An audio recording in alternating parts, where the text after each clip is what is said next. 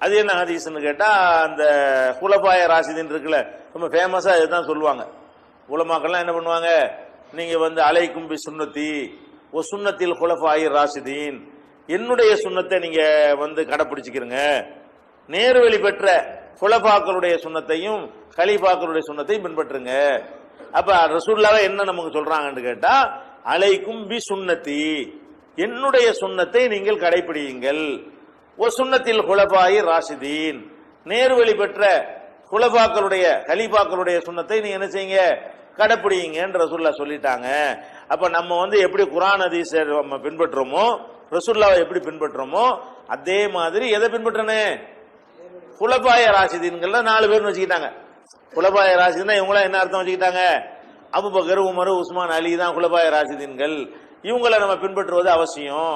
அப்ப ரசூலுல்லாஹ்வை பின்பற்றுவது மாதிரியே அபூபக்கர், உமர், உஸ்மான், அலி இவங்களெல்லாம் என்ன செய்யணும், நம்ம பின்பற்ற வேண்டும் அப்படின்னு சொல்லி ஒரு ஆர்குமெண்ட் வைப்பாங்க.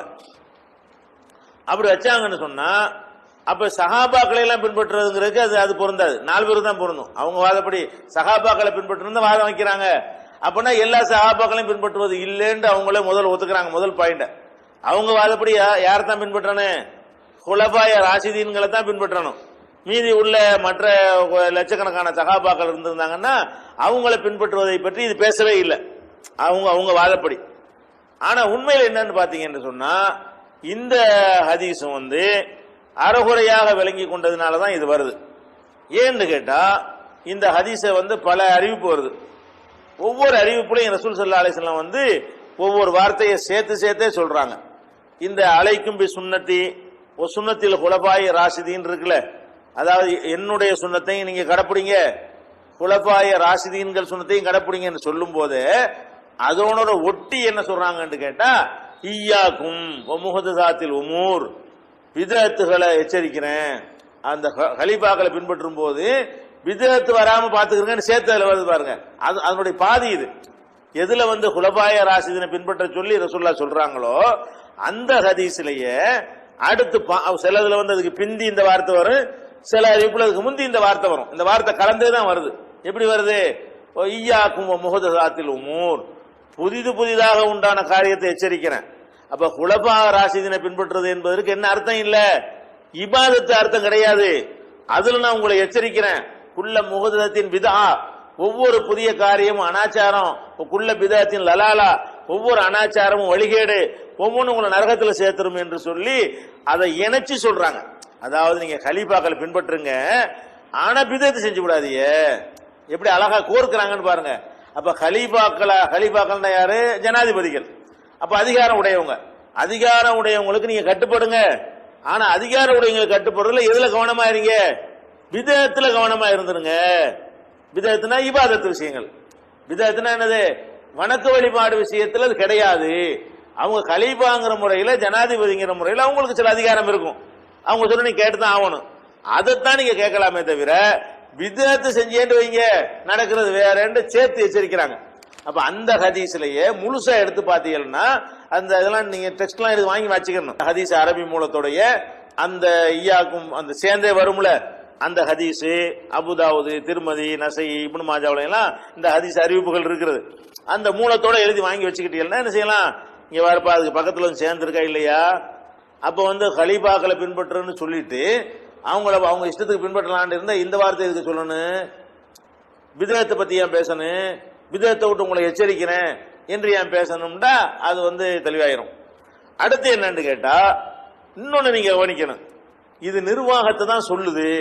எது, இந்த கலீஃபாக்களை பின்பற்றுவது என்பது அவங்க தொழுத மாதிரி தொழுகிறது, அவங்க நோன்பு வச்ச மாதிரி நோன்பு வைக்கிறது, அதை குறிக்கவே இல்லை.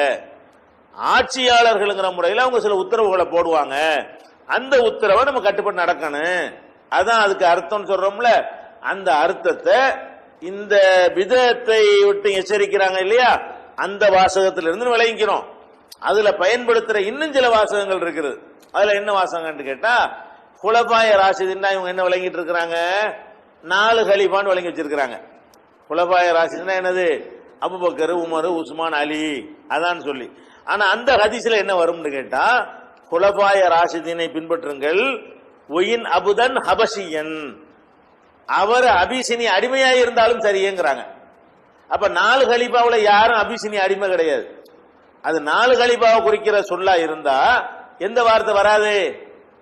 அபிசினி அடிமையாக ஒயின் அபுதன் ஹபஷியன், அவர் அபிசினி அடிமையா இருந்தாலும் நீங்கள் பின்பற்றுங்கள் அப்படின்னு வார்த்தை வர்றதுல இருந்து என்ன அது சொல்லுதுன்னு கேட்டா, யாரு வேண்டாலும் எப்ப வேண்டாலும் ஆட்சியாளரா வருவாங்க. அது அபூபக்கர் உமரை தான் குறிக்கலாம் கிடையாது. யாரா இருந்தாலும் சரி, அபூபக்கர் உமராவும் இருக்கலாம், அதுக்கு பிந்தி வர்ற காலத்துல இன்னைக்கு கூட வரக்கூடிய ஒரு ஆட்சியாளராக இருக்கலாம். அவர் அபிசீனியா நாட்டை சேர்ந்த ஒரு அடிமையாக இருந்தாலும் அவரை நீங்கள் பின்பற்றுங்கள். அப்ப இது யாரை குறிக்குது? குறிப்பிட்ட 4 பேரை குறிக்கவில்லை. அபூபக்கர் அபிசீனிய அடிமை கிடையாது, உமர் அபிசீனி அடிமை கிடையாது, அவங்க எல்லாம் குறைஷை சேர்ந்தவங்க. உஸ்மான் அபிசீனி அடிமை கிடையாது, அலி அபிசீனி அடிமை கிடையாது. அப்ப அந்த எந்த ஹதீஸ்ல குலஃபாய ராஷிதீன் வருதோ அந்த ஹதீஸ்ல என்ன சேர்ந்து வருது? ஒயின் அபுதன் ஹபஷியன், அவர் அபிசீனி அடிமையா இருந்தாலும் நீங்கள் அவரை ஃபாலோ பண்ணுங்க. அப்ப இது அபூபக்கர் உமருங்கிறதுக்கு சொல்லப்பட்ட விஷயம் இல்ல. யாருக்கு இருந்தாலும் சரி, எவரா இருந்தாலும் சரி, ஆட்சின்னு வந்துட்டாங்கன்னு சொன்னா அதை கட்டுப்படுத்த நம்ம தீரணும். ஒருத்தர் ஜனாதிபதினு வந்துட்டாருன்னு சொன்னா அவரை நீங்க நிர்வாக விஷயத்துல கட்டுப்பட்டு போங்க. அவரை உடைச்சுக்கிட்டு 2 நிர்வாகம் ஆக்கிறாதீங்க. அது அபிசீனி அடிமையா இருந்தாலும் அவரை ஃபாலோ பண்ணுங்கன்னு வருது. அப்ப அபிசீனி அடிமையாக இருந்தாலும் அப்படிங்கிற சொல்லில் இருந்து அந்த ஹதீஸ் எதை சொல்லுன்னு விளங்குறோம்? குறிப்பிட்ட 4 பேரை மட்டும் அது சொல்லவில்லை. யாரெல்லாம் ஆட்சிக்கு வருவார்களோ அவ்வளவு பேரையும் சொல்லுகிறது. ஆனா என்ன கண்டிஷன்? நேரான வழியில் உள்ள ஆட்சியாளர்களா இருக்கணும்.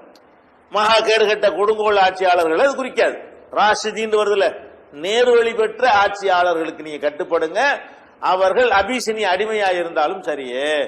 அப்ப அந்த ஒரு நிர்வாகி என்ற முறையில ஆட்சியில் இருக்கிறவர்களுக்கு கட்டுப்படுறதை தான் அது பேசுதே தவிர 4 பேர் அபூபக்கர் உமர் உஸ்மான் அவங்களை பின்பற்றுங்க அப்படிங்கிற பொருள் அது என்ன செய்யல, தரவே கிடையாது. எப்பவெல்லாம் ஒரு ஆட்சியாளர் வருவாங்களோ அவங்க சொல்ல கேட்டு நடங்க. அப்ப 2 விஷயம் அதுல கலந்துருக்கு, கவனிச்சுக்கிட்டீங்களா? ஒண்ணு அந்த கலீஃபாக்களை பின்பற்றுங்கள் என்று சொல்லும் போதே பிதஅத் செஞ்சிடாதீங்கன்னு சேர்த்து வருது. கலீஃபாக்களை பின்பற்றுறதுங்கிறது மார்க்கத்துக்கு கிடையாதுன்னு அர்த்தம். அதுக்கு பிதஅத் செய்யாதீங்கன்னா என்ன அர்த்தமாவது? மார்க்க விஷயத்துக்கு அது பொருந்தாது. மார்க்க விஷயத்துல ஏதாவது செஞ்ச பிதஅத்தா போயிடும். மார்க்க விஷயம் இல்லாத நிர்வாக விஷயங்கள்ல தான் நீங்க தலைவர்கள் கட்டுப்படலாம். அதுலயே சேர்த்தே சொல்லி போடுறாங்க. 2வது என்ன சொல்றாங்கன்னு கேட்டா, அபிசீனி அடிமை இருந்தாலும் சரியேன்னு சொல்வதன் மூலமாக அங்க அந்த நிர்வாகத்தை தான் குறிப்பிடுறாங்க. அபூபக்கர் உமர் போன்ற தகுதியை குறிப்பிடல. மட்டத்திலும் மட்டமாக நீ கருதக்கூடிய ஒரு ஆள் ஜனாதிபதியா வந்துட்டாலும் நீ அவர் சொல்ல கேளு. அப்ப ஜனாதிபதிங்கிற முறையில் அவர் சொல்ல கேட்கறத தான் அந்த ஹதீஸ் சொல்லுதுங்கிறத நீங்க என்ன செய்யணும்? அதை பூராத்தையுமே எடுத்துக்கணும். இன்னும் சொல்ல போனா புகாரில ஒரு ஹதீஸ்ல வருது இதுக்கு விளக்கம். இதுக்கு என்ன செய்யுது? புகாரில ஒரு ஹதீஸுக்கு ரசூலுல்லாஹ் விளக்கிடுறாங்க. அதாவது இஸ்ரவேல் சமுதாயம் இருந்தாங்க இல்லையா, அவங்கள நபிமார்கள் தான் வழி நடத்திக்கிட்டு இருந்தாங்க. இஸ்ரவேலர்களை பொறுத்த வரைக்கும் ஒரு நபி இருப்பாரு, அவர் தலைமையில தான் ஆட்சி அதிகாரம் எல்லாமே இருக்கும். அதாவது மார்க்கத்துக்கும் அவர் தான் தலைவராக இருப்பாரு, நிர்வாகத்துக்கும் அவர் தான் தலைவராக இருப்பாரு. ஒரு நபி இறந்துட்டாருன்னா என்னவாயிருவார்? வேற ஒரு நபி வந்துருவார். பனி இஸ்ராயலுக்கு என்னவாயிரும்? ஒரு நபி மூத்தா போன உடனே அந்த இடத்த வேற ஒரு நபி அவர் அப்படி அவங்கள அந்த முந்தைய நபி எப்படி வழி நடத்தினாரோ அதே மாதிரி கொண்டு போயிருவாரு. அப்ப ரசூல் ஸல்லல்லாஹு அலைஹி சொல்றாங்க, இஸ்ரவேல் சமுதாயத்தினருக்கு நபிமார்கள் வழி நடத்தக்கூடியவர்களாக கான தசூசுஹுமுல் அம்பியா, நபிமார்கள் அவங்கள வழி நடத்தி கொண்டிருப்பாங்க. ஆனால் எனக்கு பிறகு நபி கிடையாது, எனக்கு பிறகு கலீஃபாக்கள் தான் வருவார்கள். ரசூலுல்லாஹ் என்ன சொல்றாங்க? எனக்கு பிறகு கலீஃபாக்கள் தான் வருவார்கள். அதுவும் கொஞ்சம் நெஞ்சம் இல்ல, இப்போ எக்ஸுரூன ஏராளமா கலீஃபாக்கள் வருவார்கள். 2 பேர் 4 பேர்லாம் கிடையாது, இப்போ எக்ஸுரூன நிறைய கலீஃபாக்கள் வருவாங்க அப்படின்னு சஹாபாக்கள் கேட்கிறாங்க. அப்ப நாங்க என்ன பண்றது? நிறைய கலீஃபாக்கள் வருவாங்கிறீங்களா, அவங்க சொல்ல கேட்கலாமா? கேட்க கூடாதாண்ட உடனே ரசூல் ஸல்லல்லாஹு அலைஹி சொல்லுவாங்க, நல்லா கேளுங்க. என்ன கேளுங்க? ஃபு பியத்தல் அவ்வலி ஃபல் அவ்வல், முதல்ல செஞ்ச ஆளுடைய பையத்தை நிறைவேற்றுங்க. அவருக்கு அடுத்து வேற ஒருத்தர் ஆட்சிக்கு வந்துட்டாரா, அவர்கிட்ட உறுதிமொழி கொடுத்துட்டீங்களா, அது நிறைவேற்றுங்க. அவர் போன பிறகு இன்னொருத்தர் வருவாரா, இப்படி ஒன்றன் பின் ஒன்றாக எந்தெந்த ஆட்சியாளர்கிட்ட நீங்க உறுதிமொழி கொடுத்தீங்களோ அதெல்லாம் நீங்க நிறைவேற்றிக்கிட்டே போயிட்டுறீங்க. அப்ப இது எந்த நிறைவேற்றுறத குறிப்பிடுது? ஆட்சி. நபிமார்களோட அந்த அந்த முந்தைய சமுதாயத்துக்கு வந்து நபிமார்களே இருந்து வழிகாட்டிடுவாங்க. எனக்கு பிறகு நபி இல்லைங்கிறனால டாபிக் ஓவர். மார்க்க விஷயத்துல வழிகாட்டுறதுக்கு யாரும் வரமாட்டாங்க. மார்க்க விஷயத்துல வழிகாட்டுதல் வந்து என்னோட முடிஞ்சிருச்சு. அந்த அந்த வாசகத்தை ரசூலுல்லாஹ் அப்படி சொல்றாங்க. எப்படியோ அன்னஹு லா நபிய பாதி, எனக்கு பிறகு ஒரு நபியும் வரமாட்டார்கள், ஆனா கலீஃபாக்கள் தான் வருவார்கள். அப்ப வஹி வராது, வஹி இல்லாத கலீஃபாக்கள் வருவாங்க. நீங்க என்ன செய்யணும், இந்த கலீஃபாக்கள் சொல்ல கேட்டு நடக்கணும். யார் முதல் ஆட்சியாளராக இருக்காரு அவருக்கு முதல் செய்யுங்க. அவர் இறந்த பிறகு அடுத்த ஒருத்தர் வந்தாருன்னு சொன்னா அவர் தலைவரை அவர் கட்டுப்பட்டு போயிட்டுறீங்க. இப்படியே சங்கிலி தொடர எவ்வளவு கலீஃபாக்கள் வந்தாலும் அவ்வளவு பேருக்கு நீங்க கட்டுப்பட்டு நடங்க. அப்ப இது எதை குறிப்பிடுறது? நிர்வாகத்தை குறிப்பிடுது. மார்க்க விஷயத்தை, வணக்க வழிபாடுகளை, ஹலால் ஹராமையெல்லாம் அவங்க ஹலால்டா ஹலால் ஆயிரும், அவங்க ஹராம்டா ஹராம் ஆயிரும், அவங்க சொன்னா பரலாய் போயிரும், அவங்க சொன்னா சுண்ணத்தாய் போயிருங்கிற அர்த்தத்துல இது என்ன இல்ல சொல்லப்பட்டதே கிடையாதுங்கிறதுக்கு இதெல்லாம் கூட ஒரு ஆதாரமா நம்ம எடுத்துக்கலாம். புகார்ல வரக்கூடிய இந்த ஹதீஸையும்